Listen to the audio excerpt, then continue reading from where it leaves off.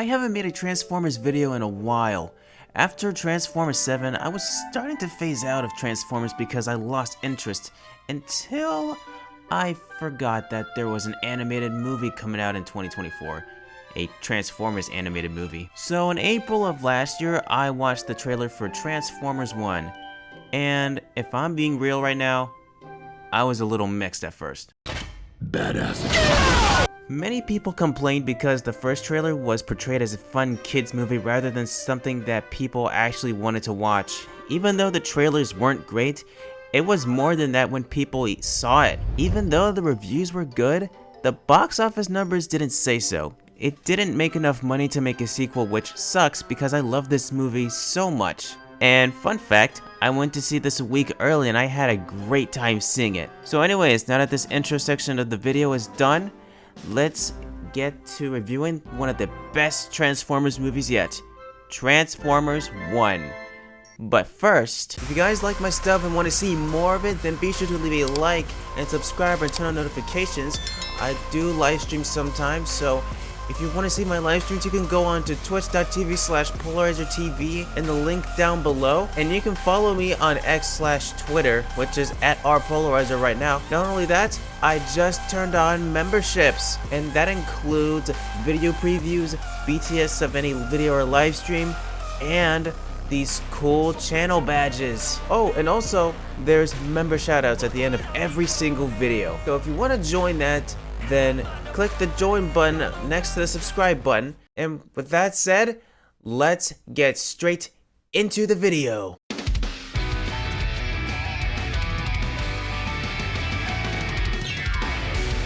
Okay, I just want to start off with the animation.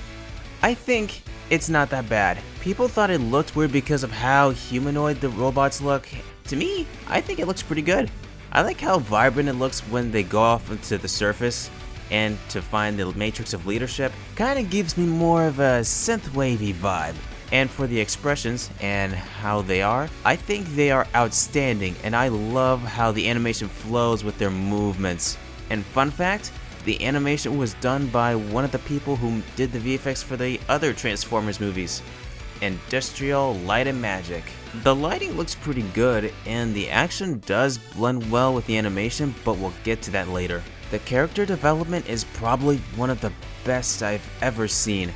I enjoyed Orion and D16's characters a lot. How they went from best friends to enemies was just so heartbreaking to watch. You get a sense of sadness to their characters as they go their separate ways, and as the film goes on, you can feel their friendship drifting apart because of how evil D16 is becoming. Orion Pax is naive and doesn't follow any rules, but since he became Optimus Prime, he realizes that not everything can be solved with peace. D16 is more about following protocol and staying on task, but when he found out that Sentinel Prime killed Megatronus Prime, he decided to throw all of that away and kill Sentinel. And you know what? It was actually reasonable. Sentinel Prime was a traitor and a false prime. He wanted to rebuild Cybertron with the matrix of leadership, but found out that he was not worthy of it. I like the way this movie makes the Autobots feel more like citizens than emotionless bots. Before the war on Cybertron, it was like a society. They felt like actual people doing day-to-day things, and I really like that. The other characters were good. Why can't I speak? The other characters are good.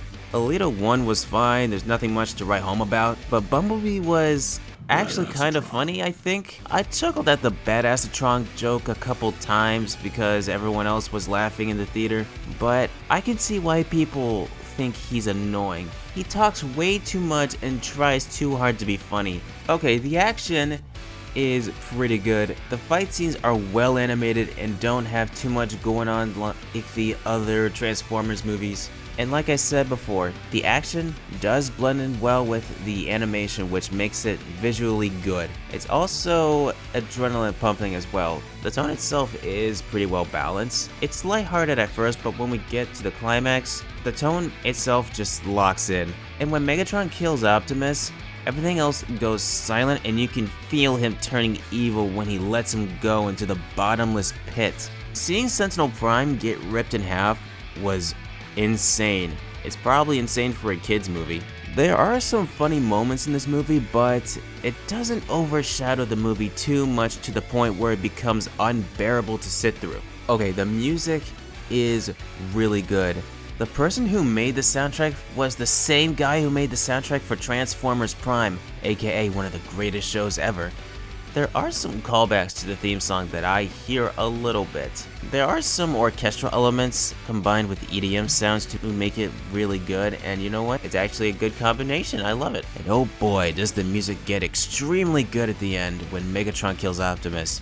Hearing the fall along with D16 and Orion Pax becoming Optimus Prime and Megatron was truly fitting because it was the fall of their friendship, which is perfectly fitting.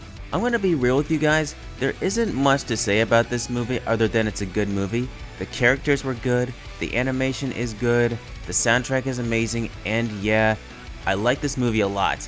I know that not many people saw it at the time of release because again, the trailers were that bad, but it was better than I expected, and I think it deserves a sequel. But I don't know if that's going to happen because Hasbro isn't funding any more of these Transformers movies, and it didn't make enough money. Well, at least we have a good Transformers movie to sit and watch over and over again. I guess that's all. So if y'all enjoyed it, then be sure to leave a like and subscribe and turn on those notifications. I will see you all later. Peace out.